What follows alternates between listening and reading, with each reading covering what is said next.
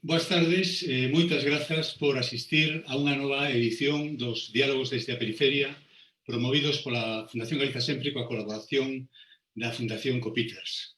Boas tardes tamén ás nosas convidadas de hoxe e moitas gracias por aceptar a nosa participación nestas conversas. Boas tardes, Merilu MacDonald, de Irlanda. Hello. Good evening. Good evening. Boas tardes boa tarde. Tamén, Moi boa tarde. Que tal? Benvidas.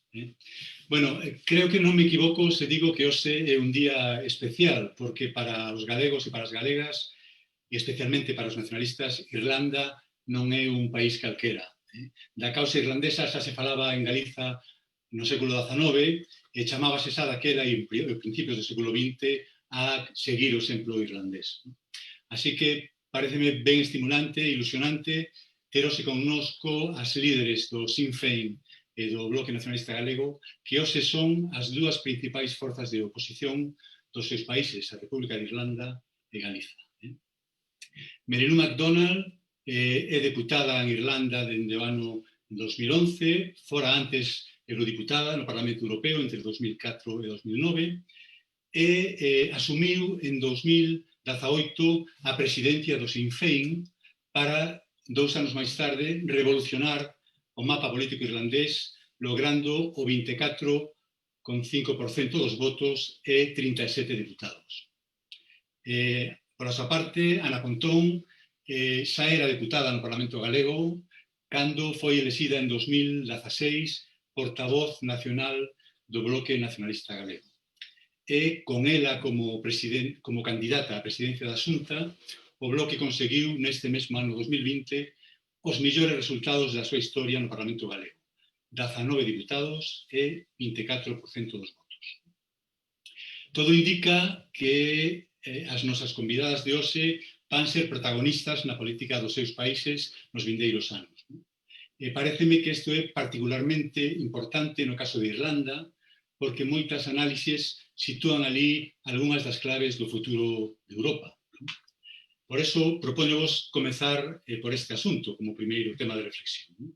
O Brexit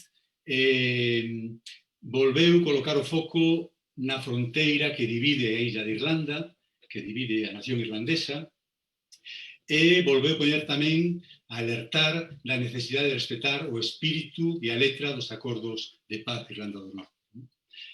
As negociacións do Brexit, por outra banda, volveron poñer de actualidade o dereito de autodeterminación en Europa.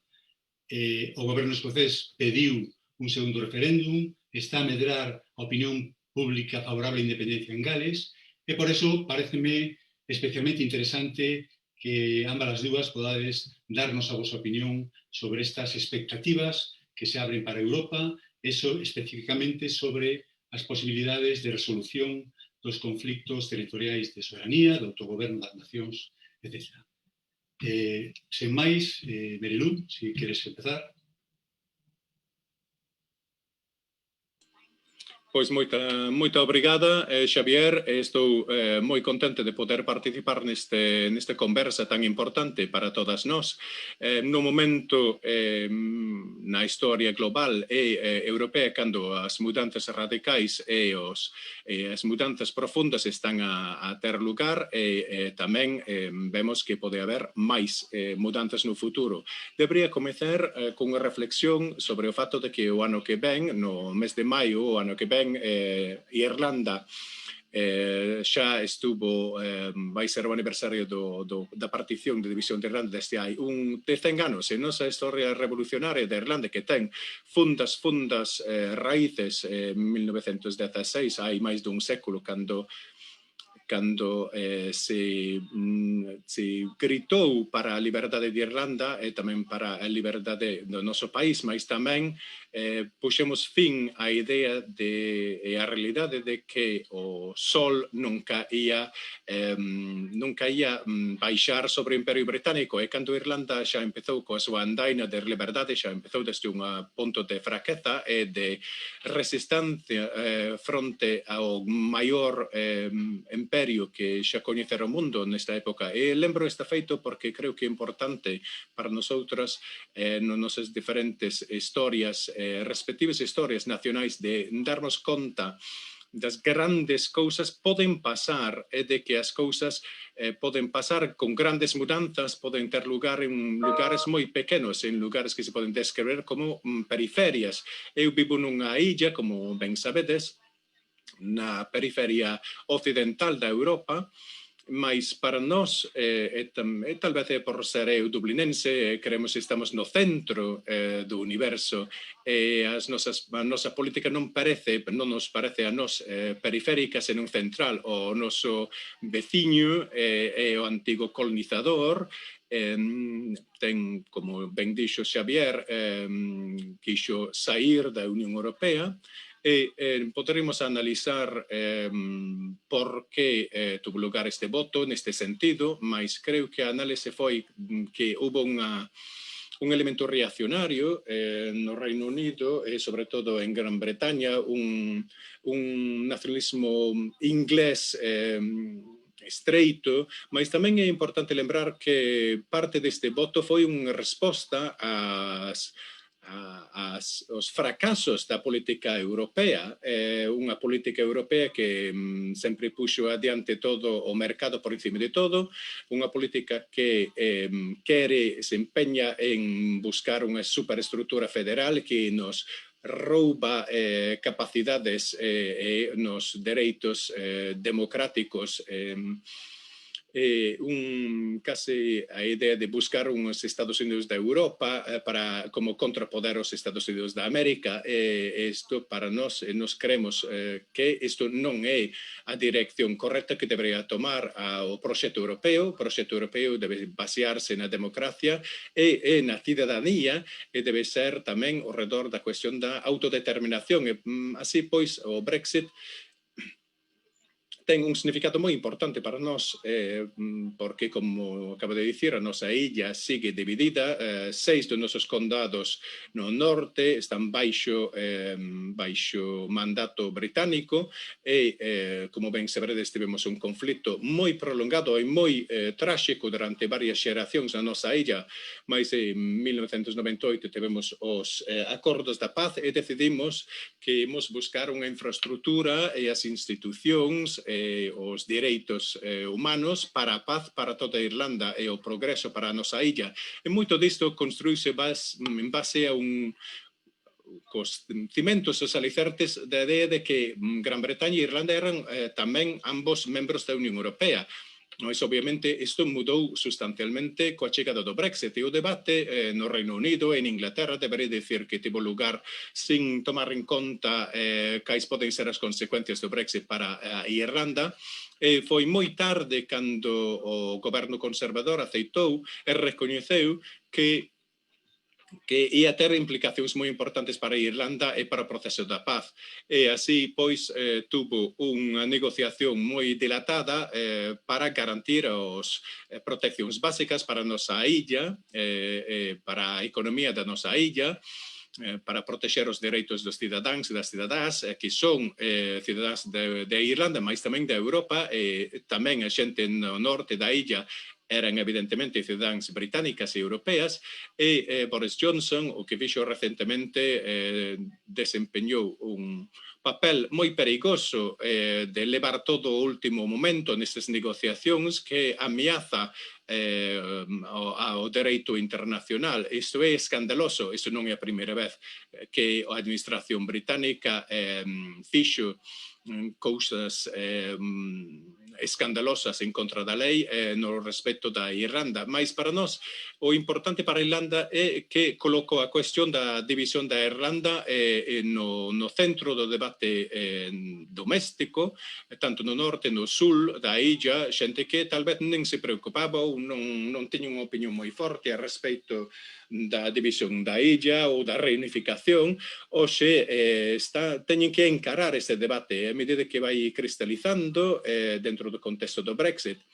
E nos achamos que a xente que tal vez tivesen unha postura unionista ou que tal vez non quería a reunificación da Irlanda como primeira opción, mas esta xente tamén están a mirar tamén e a cuestionar por que a Irlanda está dividida e se isto é de facto o mellor para eles, elas e as súas familias e as súas comunidades. O debate do Brexit tamén tivo como efeito de facer que a fronteira británica na Irlanda que non sexa só unha cuestión, un problema irlandés, mas tamén un problema europeo, porque obviamente as institucións europeas son moi ansiosas para defender a integridade do mercado europeo e calquera que coñeza a Irlanda ou que coñeza as zonas fronteirizas na Irlanda saberá que é unha fronteira totalmente porosa, moi grande, que será imposible asegurar de que as institucións demanden que este mercado estexa protegido. Será imposible pechar esta fronteira. Entón, vemos que houve unha mudanza importante coa saída de Gran Bretaña da Unión Europea. Primeiro, porque coloca un interrogativo moi importante sobre a unidade ou suposta unidade da denominado Reino Unido e creemos que aquí na Irlanda tamén é evidente, tamén isto na Escocia, mas e en Gales tamén, cada vez máis. Mas isto está algo que está vivo, é unha historia viva e que evolúa continuamente. Mas tamén outro nivel, creemos que é necesario que sexa o correcto que o sistema europeo e a Unión Europea apoien ou apoiaren no seu día a reunificación unidade de Irlanda coa posibilidade de un referéndum sobre a autodeterminación e reunificación de Irlanda están contidos, forman parte dos acordos de paz e hoxe é evidente que coas mudanzas de demografía nos resultados electorais, mas tamén sobre todo nas mudanzas políticas reais e no sentimento público na nosa illa. E agora está palpável e sabemos que teremos nalgún día un referendo sobre a reunificación. O goberno británico debería participar de maneira positiva nesta mudanza para efectuar unha mudanza constitucional, mas tamén o sistema europeo debería apoiarnos, un país pequeno, na persecución no noso dereito á autodeterminación nacional. Así que vai haber probas, van ser tempos complicados, a traxectoria política é moi interesante, abre moitas perspectivas e debería tamén dicer que non consideramos que a nosa persecución da liberdade e da autodeterminación en isolamento, en illamento dos outros. Estamos moi conscientes de que a nosa loita é tamén a loita partillada por tantos outros povos e nacións e efectivamente, como nas nosas amigas na Galiza, a persecución que tedes tamén dos vosos dereitos nacionais. E coido tamén que como debate máis amplo ao redor do proxecto europeo a onde vai camiñar e onde vai atopar a súa grande misión, mais unha vez debemos ter, en vez de ter este apetito voraz para cada vez máis centralización do poder, deberíamos ter unha conversa ao redor da democracia real e o valor da autodeterminación e o que significa isto hoxe dentro do corpo dos tratados internacionais na política da Unión Europea nun contexto global que mudou e que está a mudar. Mudou co Brexit, mudou coa COVID, do que falarei un pouco máis adiante, mas nun momento en que moitas das antigas certezas están colocadas sobre a mesa para reanalizar, para renegociar, un momento en que moitos antigos danos que se fixeron, divisións políticas, temos ahora unha oportunidade de sandar todas estas feridas. Así que na Irlanda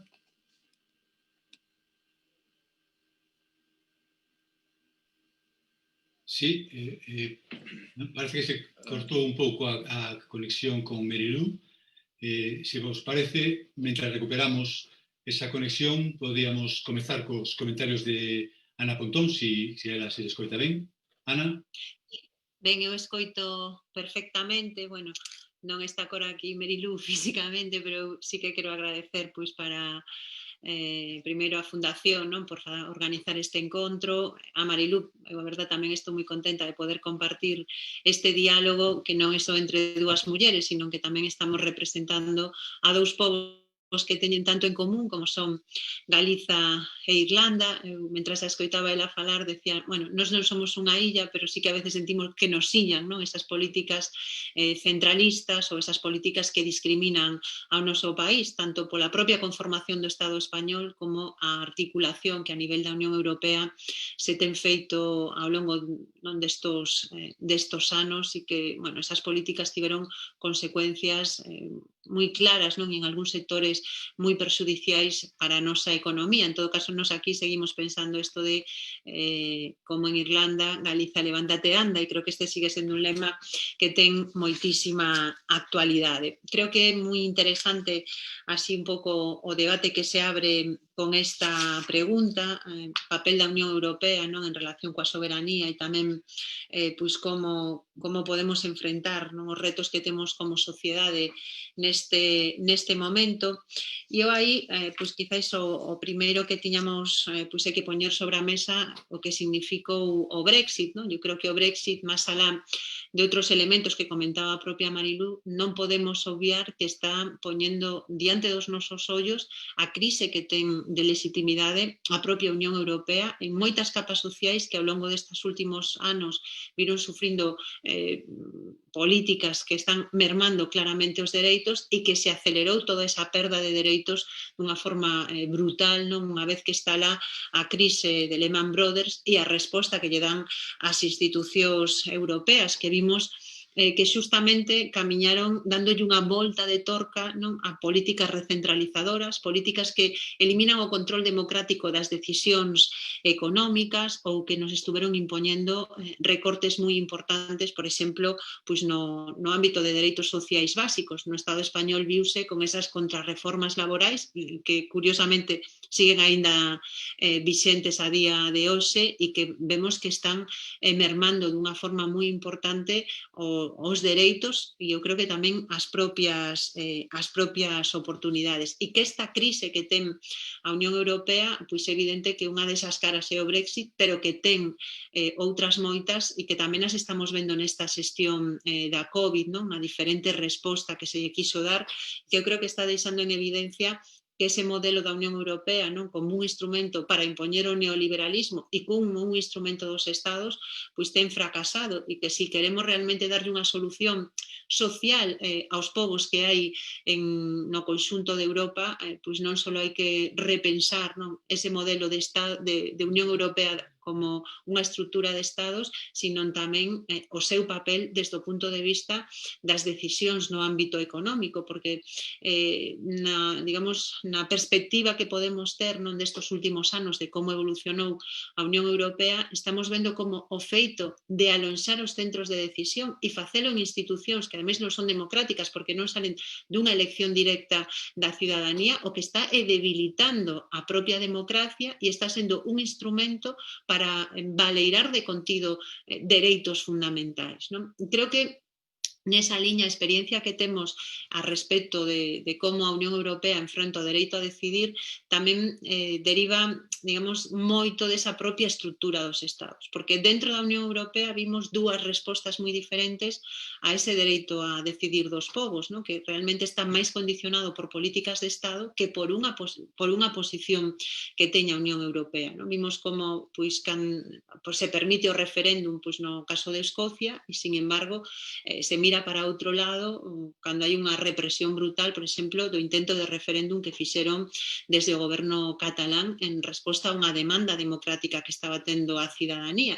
E cando están en xogo dereitos fundamentais, mirar para outro lado significa tomar partido. E é evidente que a Unión Europea, nese caso, tomou partido por unha decisión que nós non podemos aceptar, non? Eu creo que como demócratas, non como persoas que defendemos o dereito a decidir, sino como demócratas, e que evidentemente evidente que hai que repensar como se articulan esas institucións. Desde o noso punto de vista hai que camiñar cara a unha Europa social, que para ser social ten que ser unha Europa dos povos e onde realmente algúns dereitos fundamentais, non? Porque sobre eso tamén temos discutido moito teóricamente aquí, o dereito á autodeterminación é un dereito humano fundamental, está recoñecido, non? A nivel internacional e é pois, clamoroso, non? Dos déficits democráticos que ten o propio entorno europeo, que pode ter, pois neste caso o Estado español, que se criminalice o exercicio dese dereito. Estou segura que con máis soberanía as persoas vamos a ser máis libres para poder tomar decisións, non? Que permitan un desenvolvemento mellor das nosas nacións, dos nosos povos, porque tamén nestes últimos tempos vimos como non é o mesmo estar no centro da Unión Europea que na periferia, non? Neste sentido que a periferia é sempre relativa, pero as decisións que se foron tomando en política económica estiveron moi condicionadas, non? Para favorecer aos estados centrais e nos vemos que, bueno, pues eso que fai é facer que cada vez as condicións, por exemplo, no noso país, desde o punto de vista das oportunidades, non? E da capacidade para poñer en marcha un modelo alternativo son máis difíciles, non? E por eso nos pues, seguimos creendo neste momento que a clave para poder construir unha Europa social é o recoñecemento dos povos e das nacións que o integramos e realmente traballar para estruturas que non sexan estruturas non recentralizadoras e o servizo das grandes capital transnacional, sino que realmente sexan estruturas democráticas onde traballemos en pé de igualdade.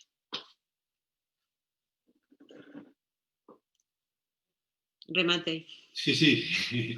Sí, no, estaba pensando que precisamente Merilu antes falou da COVID e agora estabas ponendo acento nas políticas sociais e ese era precisamente o segundo asunto que vos quería propoñer, ¿no? Porque hoxe non se pode falar de presente nin de futuro sen abordar as consecuencias de saúde sociais que está provocando a pandemia. Tanto o Sinn Féin como o Bloque Nacionalista Galego coincidides na defensa de políticas de marcado carácter social. Por exemplo, no Parlamento Europeo, que tanto o Sinn Féin como a Alianza Libre Europea, que é o grupo onde está integrado o Bloque Nacionalista Galego, coincidides moitas veces, ademais de temas de internacionalismo, digamos, en defender iniciativas de carácter social. Porque os dous partidos compartides, por exemplo, o que é unha firme defensa da sanidade pública, a necesidade de reforzar a atención primaria de saúde, defendedes tamén os dereitos dos traballadores e das traballadoras, os dereitos da xente moza, e tamén, e creo que en Irlanda particularmente, unha preocupación, e aquí na Galiza tamén, os problemas que teñen que ver co dereito a unha vivenda digna. Creo que, por exemplo, en Irlanda hai prezos en determinadas zonas, por menos leí estes días, en Dublín e outras cidades que están acabando prezos, digamos, moi abusivos. Entonces, digamos, esta era a segunda cuestión que vos quería plantexar. Si coidades que este tipo de políticas sociais que compartides, tanto Sinn Féin como o Bloque Nacionalista Galego, pensades que nos tempos da pandemia da COVID son máis necesarias que nunca. Ana, se queres podemos empezar neste caso por ti. Eu, escoitándote, ahora realmente o que pensaba é que a COVID que nos deixa, creo que unha pegada moi dolorosa, non, en torno á incidencia que está tendo pois, nas vidas chegadas, non, moitas persoas que pasaron por unha situación sanitaria moi difícil, ou tamén nesa outra pegada que nos debe de preocupar, que é a crise social, non? Que se abre unha fenda e unha crise económica cada vez maior, pois eu tan pensaba non que a COVID o que ven a emendar a totalidade os dogmas do neoliberalismo, porque como estaríamos para enfrentar esta crise se realmente non tiveramos uns servizos públicos fortes, estados con capacidade de intervención ou capacidade para poder poñer en marcha un novo modelo no ámbito económico, non? E que isto ven a darnos a razón nas teses que nos vimos defendendo. É certo, non, que traballar pois, para fortalecer os servizos públicos neste momento pois, está poñendo en cuestión moitas das decisións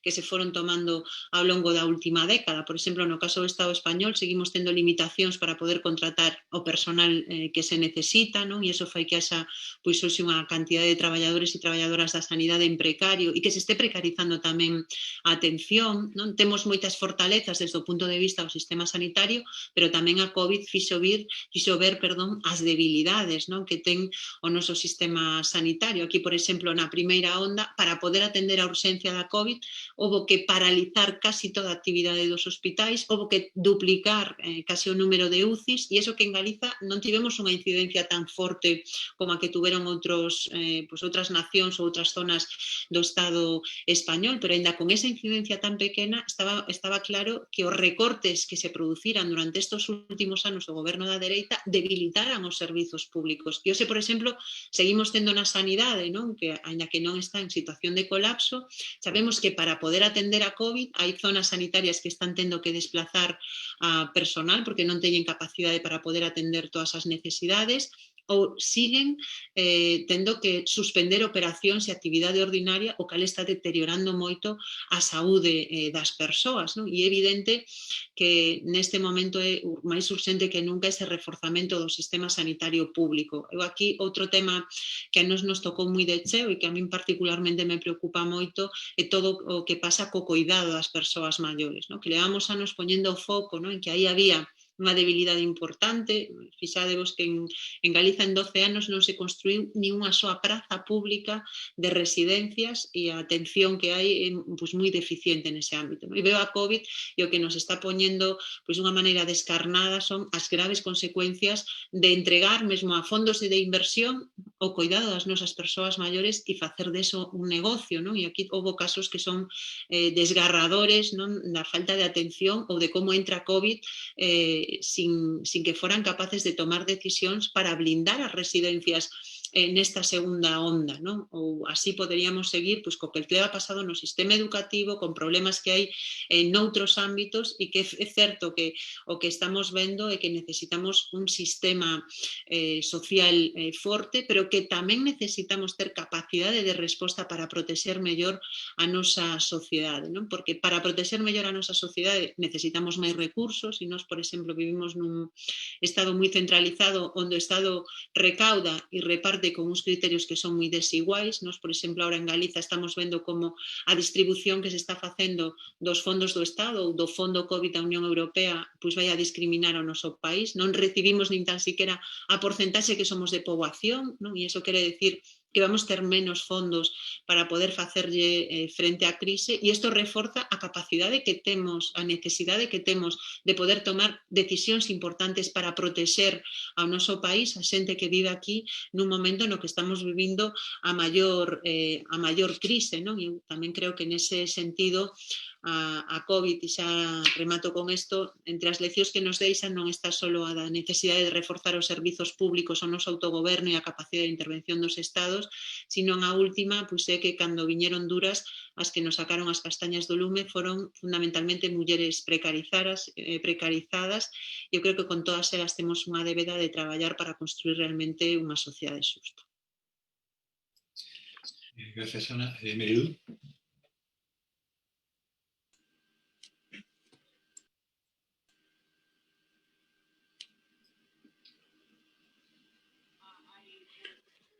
Pois concordo plenamente co que acaba de dicir Ana. A experiencia foi a mesma en todo o continente europeo, en todo o mundo. Esta crise puxo de maneira moi explícita e de maneira cruel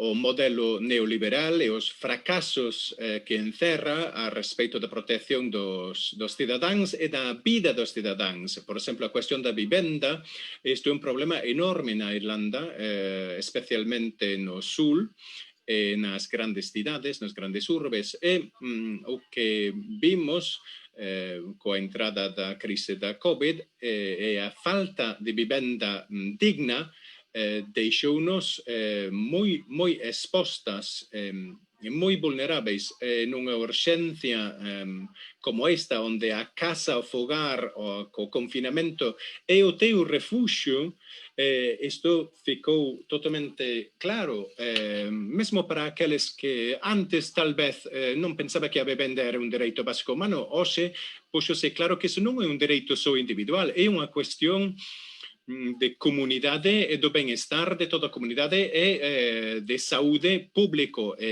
Aquí no sul o sistema da saúde pública é moi confusa, temos un sistema nacional no norte que foi tamén vítima dos cortes dos conservadores, entón todos estes fallos, liñas de fallo nos fogares, por exemplo, nos centros, nas residencias, estamos moi expostas e os traballadoras que aplaudimos, que saímos así como os heróis da crise, tantas e tantos deles son infrapagados, en precario, moitas delas son mulleres, son esta xente que traballa nos servizos de sanidade, mas tamén nas tendas, no comercio, no pequeno comercio, no grande comercio, xente que traballa tamén na cadea de suministración, e vimos que no momento duro, cando necesitamos heróis, os heróis non eran os banqueiros corporatistas ou milionarios,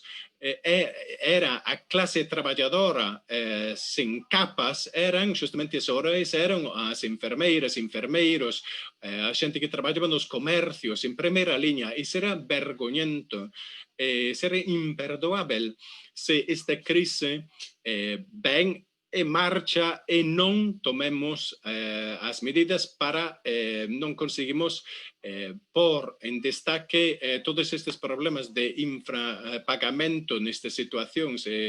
Moita xente na esquerda levamos falando tanto tempo sobre a necesidade do traballo digno. Se esta crise non serve para isto, pois non sei o que o fará. E desde un punto de vista internacional, a verdade é que non nos podemos permitir termos un reducto deste virus en calquer rincón do mundo. Isto quer dicir que a xustiza social debe dirixir e guiar a distribución da vacina. Non podemos deixar os países máis empobrecidos no sul con este virus e pensar que isto que non pasa nada. Non, sí que pasa. E do mesmo xeito o capitalismo debe darse de conta de que para soster, para manter a economía mundial, mas tamén para manter e conservar a riqueza e o benestar da xente, a xustiza social e a igualdade do acceso igualitario aos vacinos debe ser unha prioridade. Debemos empurrar moito a apoiar isto nos nosos países e de maneira colectivo en todo o noso continente europeo e en todo o mundo.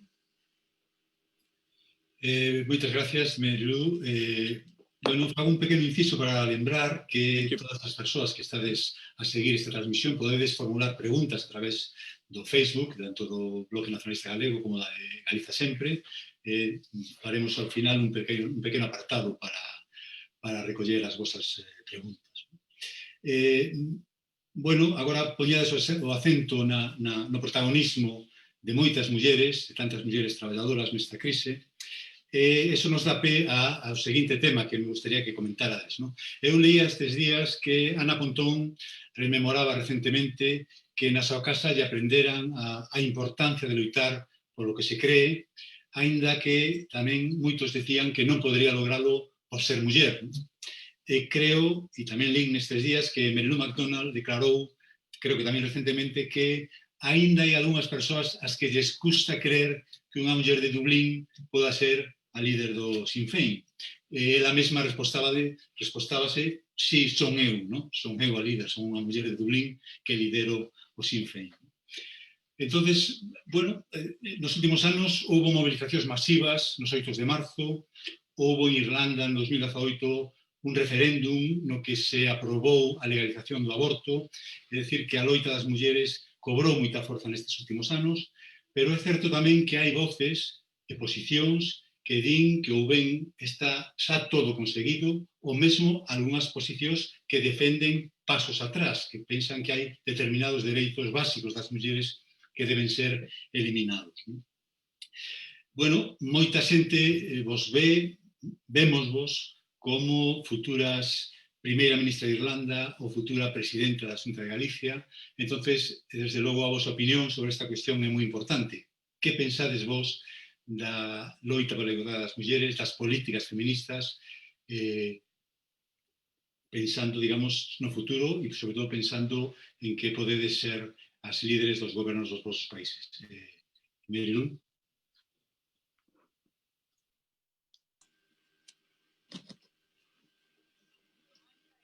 Pois son consciente de que xente da miña propia xeración creeren que o feminismo foi algo que polo que loitaron as nosas máis que os dereitos básicos, por exemplo, a igualdade de pagamento, xa se lograra nos anos 70. Isto que pode creer algunha xente desta xeración. E isto é moi perigoso. Isto é moi perigoso pensar que o feminismo foi para outras persoas ou para unha xeración pasada, porque, como ben sabemos todas, décadas despois de conseguir este dereito teórico de igual pagamento para igual traballo, isto non é unha realidade hoxe por hoxe. Na Irlanda hai 14%, gañan 14% menos do que os varóns na Irlanda. Isto é unha tendencia internacional. Así que o feminismo é a loita para a igualdade. O feminismo é para as mulleres, mas o feminismo tamén é para os homes. O feminismo é bo para todas e para todos. É unha loita que segue viva. E o segundo xeito de pensar que é perigoso é imaginar que os dereitos que se conseguiron no pasado están protegidos para hoxe e para sempre. Creo que vimos de xeito moi dramático tamén en todo o continente europeo e tamén para alén do charco, vimos como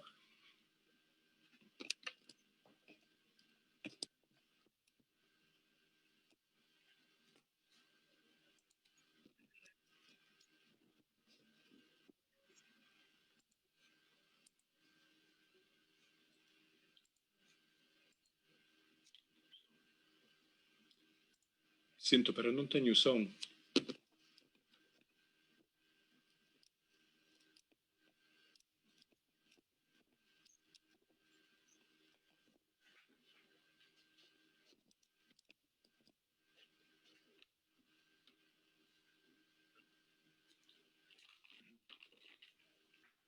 Non hai son. Je n'ai pas de son. Sorry, one moment, please, because Non teño son. there is no sound in the interpretation.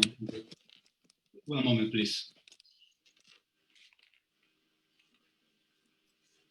Casi, se vos parece, non sei se a Pontón pode falar e mientras intentamos arranxar o tema da interpretación. Sorry, Mary Lou. Anna speaks now, then you continue, ok? Ben, pois, a verdade que me agradaba moito como introducías esta pregunta, Xavier, porque recordas así unha frase e un marco que como se construe o feminismo, e no meu caso sempre me moso moi orgullosa de ter ao meu carón a mulleres moi fortes que, aínda que non formaban parte do feminismo organizado, non? Como podía ser miña avoa, así que foron, ou miña nai, sí que foron mulleres que me aprenderon a que había que respetar o traballo das mulleres e que tiñamos dereito a ser iguais, non? E iso, nun contexto como o da casa na que eu nacín, que é unha casa moi humilde nunha aldea, pareceme un valor fundamental e como moi ben decía agora Marilú, eu creo que hai vamos, un peligro moi importante que é o de que se crea que xa se conseguiu moito. A min escoito en moitas ocasións cando falas con certa xente no ámbito pois, dos dereitos das mulleres que din, pero xa avanzastedes moito. Que no fondo iso ten un subtexto, pero xa non estades tan mal, non podedes querer seguir avanzando, non? E no fondo é querer manter a desigualdade, e iso é terrible. Evidentemente, a desigualdade é funcional. Vímolo nesta crise, non? O traballo gratuito que fan as mulleres lle aforra miles de millóns de euros aos estados, non? En atención ás persoas maiores.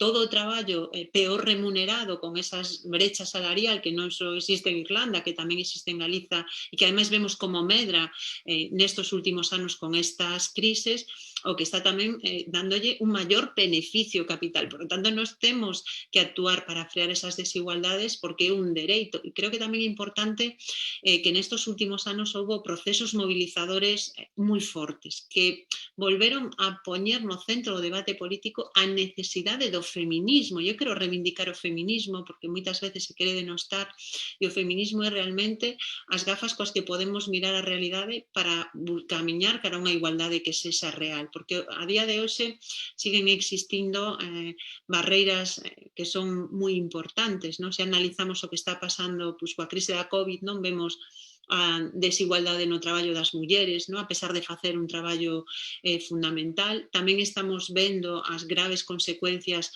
que ten a violencia machista na nosa sociedade, que o simple feito de que exista o que nos está amosando, non? A desigualdade entre os homes e mulleres e a violencia como un elemento de dominación para manter precisamente ese sistema patriarcal. Ou tamén vemos pois, a grande mentira da conciliación, non? Que é outro dos debates eternos. O sea, a conciliación o que nos está dicindo é que quen se ocupa mayoritariamente das labores do cuidado son as mulleres, non? E que non hai na sociedade nin os recursos suficientes, non? Como para asumir eso como unha tarefa colectiva, nin un debate sobre a necesidade de democratizar tamén as relacións dentro do ámbito familiar, porque nos utilizamos moitas veces, non? Que o personal é político para denunciar a violencia machista, e creo que a día de hoxe temos que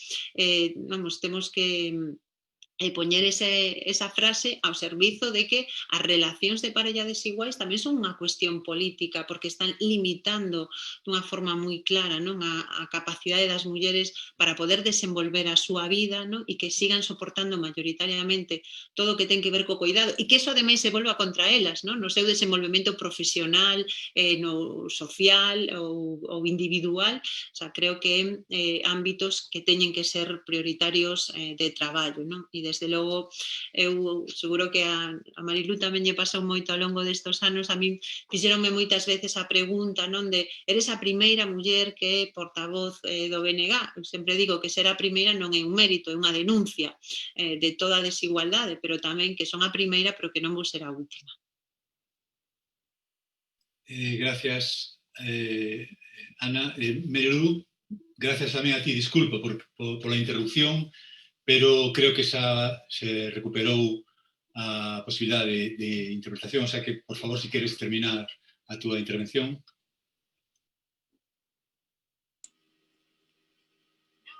Sí, no, quería concordar totalmente con Ana que ser a primeira ou a pioneira é algo, evidentemente, mas o que necesitamos é asegurarmos de que non sexemos a excepción, que sexemos nos a norma, e que penso, pois, que é moi importante que nós, como mulleres, por un lado, que obriguemos o sistema a que mude para que nos permita entrar, para termos presenza e que se nos ouven, que nos oucen e que temos a xente, temos unha capacidade de intervir nas vidas políticas e as democracias nos nosos países e moito máis alá, mas tamén temos un reto persoal para participarmos como mulleres activamente. Así que os retos son moi importantes. Teño moita confianza e moita esperanza nas mulleres mozas e os mozos que vexo en toda a sociedade, no noso activismo político, en toda a nosa illa e máis alá. Vemos que hai moitas posibilidades, moitas oportunidades, entón debemos ser optimistas, mas tamén temos que ser moi vixiantes e temos que seguir perseguindo a nosa ambición. Nunca debemos quedar de brazos caídos, que non hai liberdade sen a liberdade das mulleres. E isto debe ser algo verdadeiro que teña significado, non son un lema que algo que resoe non só coa miña xeración e da xeración da miña mãe, mas tamén coa xeración da miña filla. Tamén saberás, Ana, da súa experiencia persoal, que non se pode ser ou que non se pode ver. Así que é moi importante para as rapazas, e os rapazas tamén, mas sobre todo para as rapazas e as mozas, que vexan que a política tamén é para as mulleres, e a dirección e o liderazgo tamén é para as mulleres, a lideranza é para as mulleres. Así que te felicito, Ana, polos teus éxitos e todas as mulleres que estades a dirixir e liderar desde as altas instancias, e tamén agradecer, obviamente, os homes que nos apoien. Gracias, Mirilu. Okay, thank you.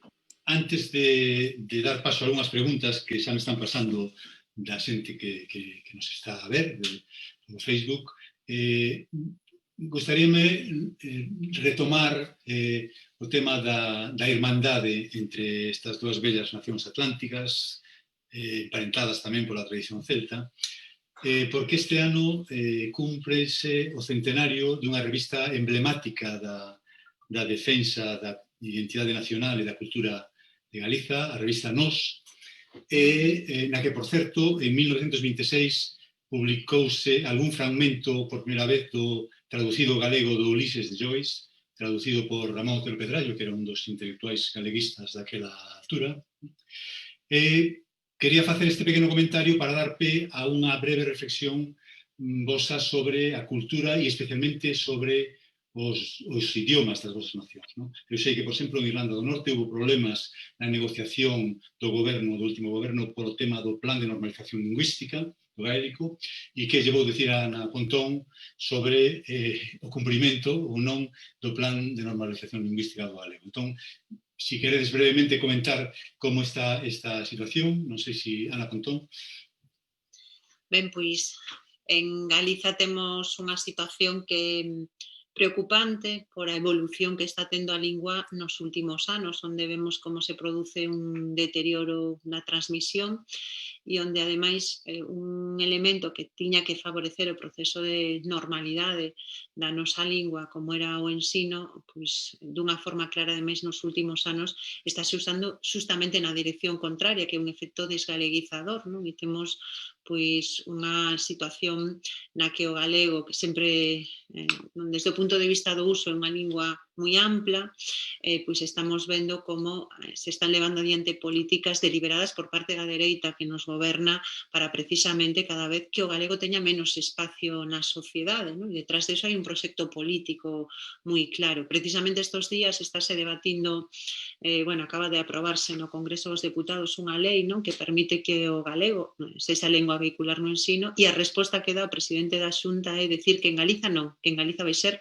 o español, e ademais alimentando unha teoría absolutamente falsa, no, de que hai un problema de que o galego, de que o español desapareza en Galiza e que mesmo está discriminado, cando calquera persona que vive aquí, ademais, antes facío en privado, ahora fago en público, invito a Marilú a que poda visitarnos cando acabe toda esta situación tan difícil que estamos vivindo da COVID, pois ela podrá comprobar como aquí é absolutamente imposible que te discriminen por falar en español. Sin embargo, por falar en galego complicadísimo pois acceder a cine en galego, é complicadísimo pois que che den unha factura en galego, é complicado que nos servizos públicos te atendan en galego, e temos o agravante, non, de que ademais pois se está facendo unha política deliberada para que o galego cada vez vaya máis cara atrás. O positivo é que eu creo que tamén hai elementos na sociedade galega moi conscientes de que o plurilingüismo é un valor, de que a nosa identidade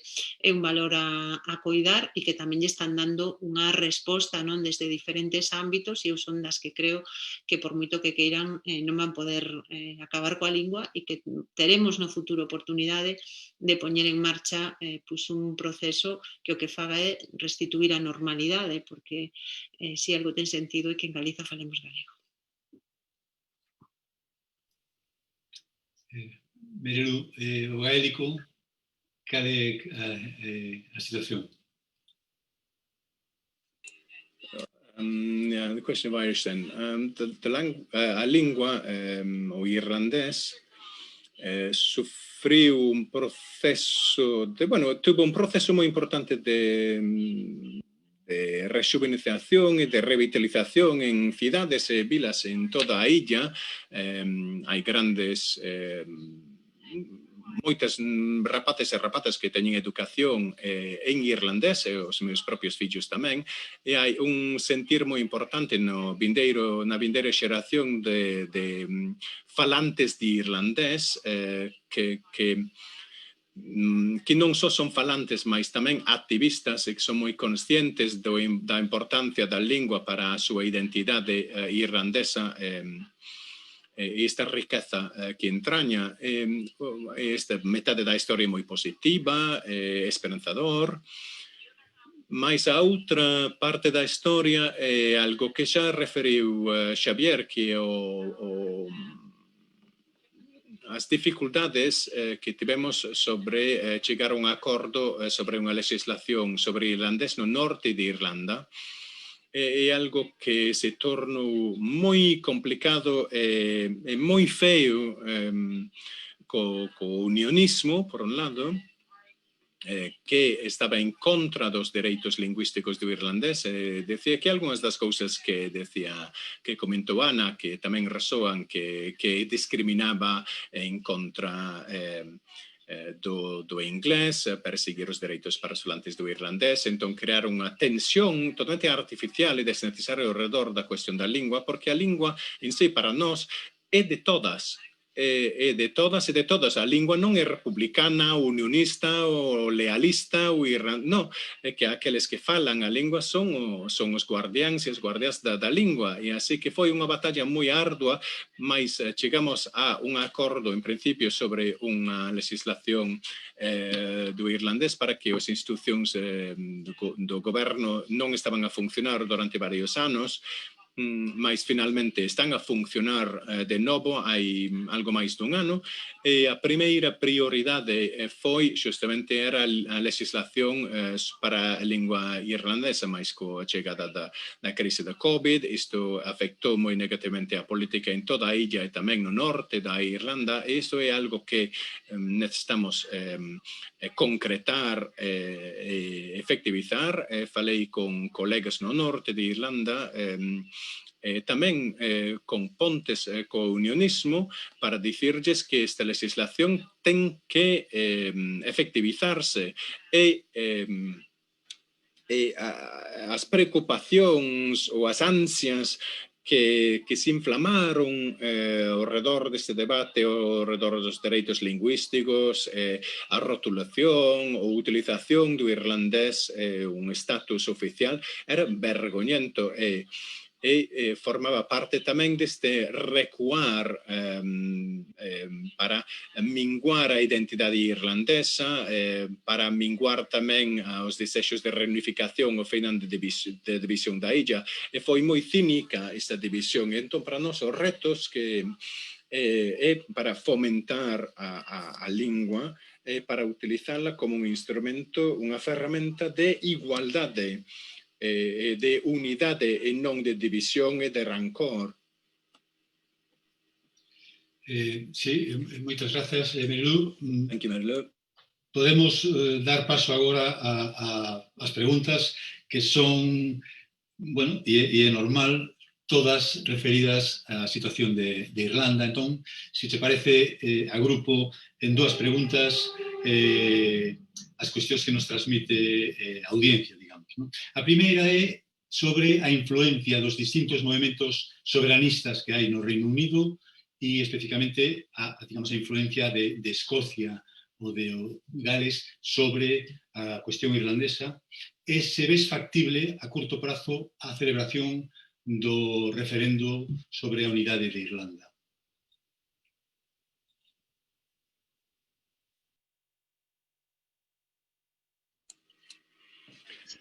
Ben, pois Con certeza hai unha ligazón moi importante entre nós e os escoceses e as escoceses, porque tamén son celtas como nós.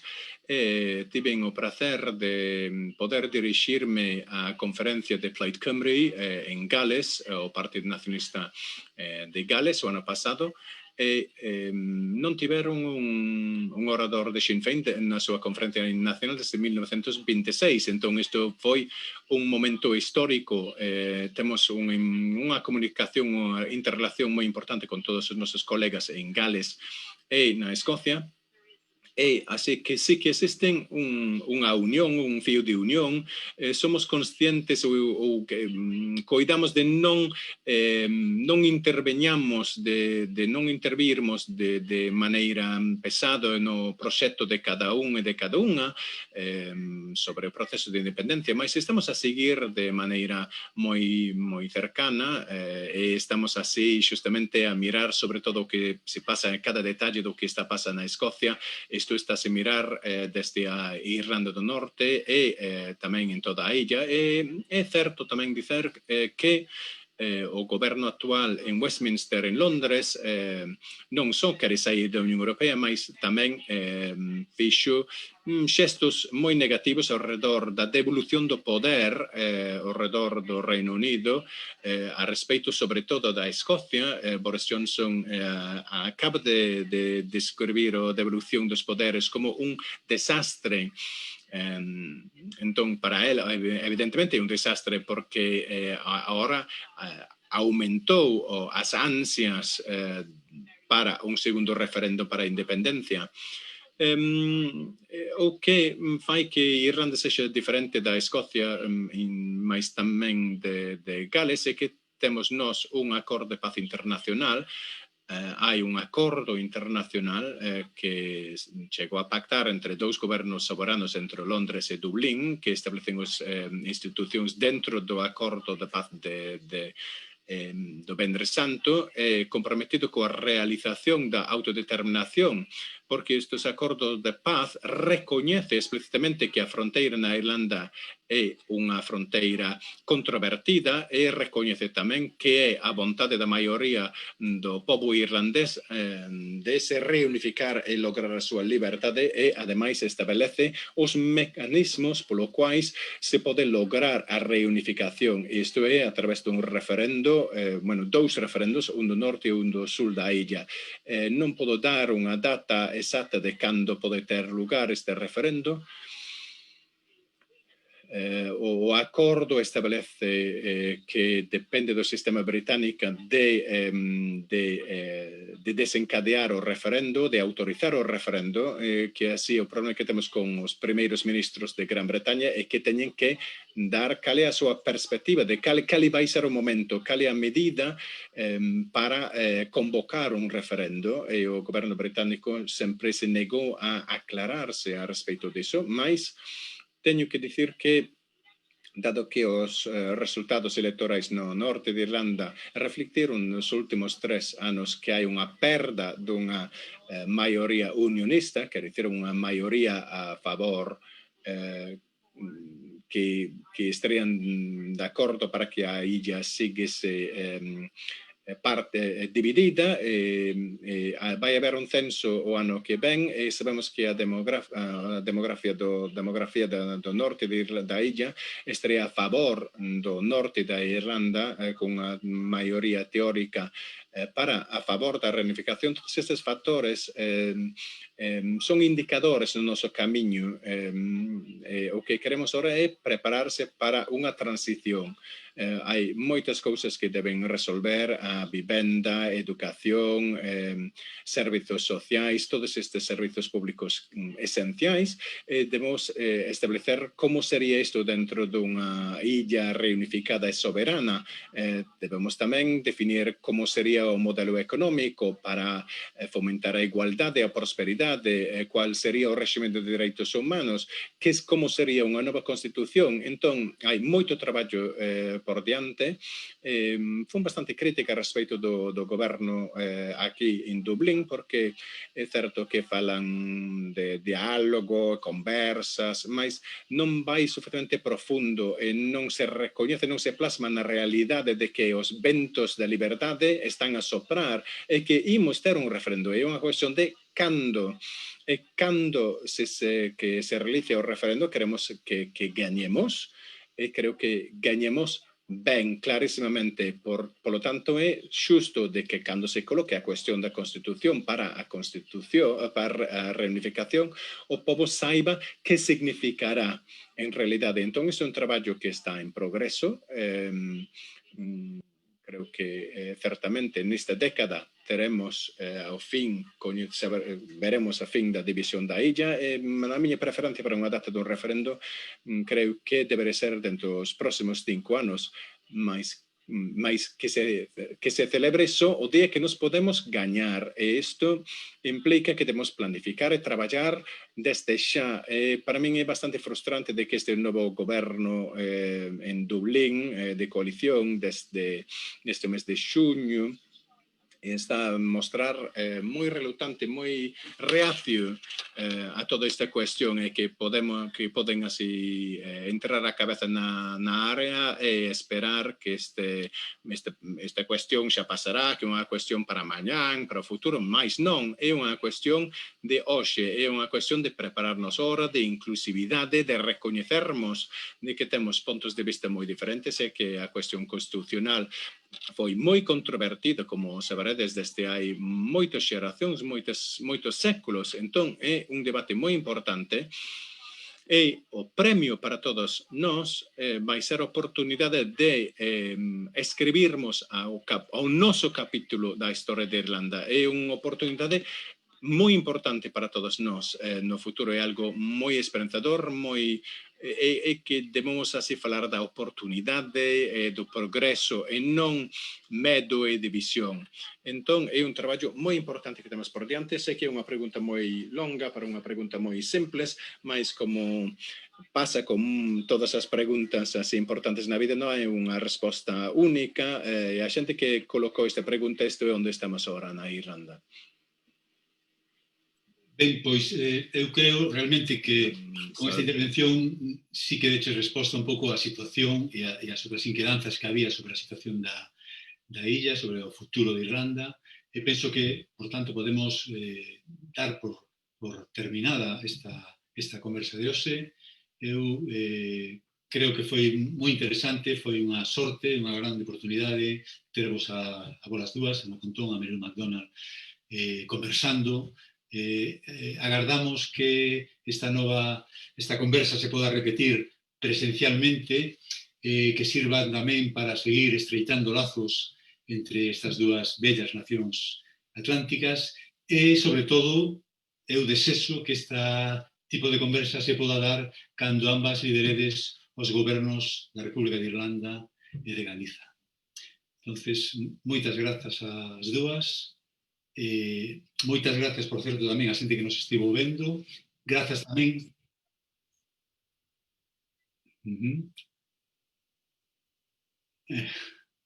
grazas tamén a xente que fixo posible tanto esta conexión como a transmisión e a traducción. Felicidades e grazas polo seu traballo.